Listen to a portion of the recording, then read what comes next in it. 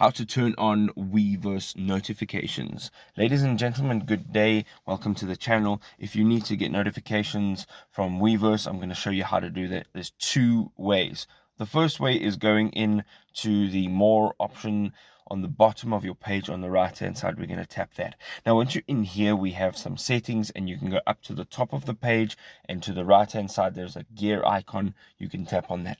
Now right from here you can see that there are alert settings, and it says your device push notification alerts are turned off. You can just tap on this over here and it'll take you directly to your app notifications, which is located in your settings, and you can go ahead and you can toggle that on, and then you can also just define how you want to receive those notifications. The second way is literally by actually going into your phone's settings and then going down and looking for the actual tab that says apps, and now you're going to look for Weverse. You can either search it or you can look for it through the list of apps.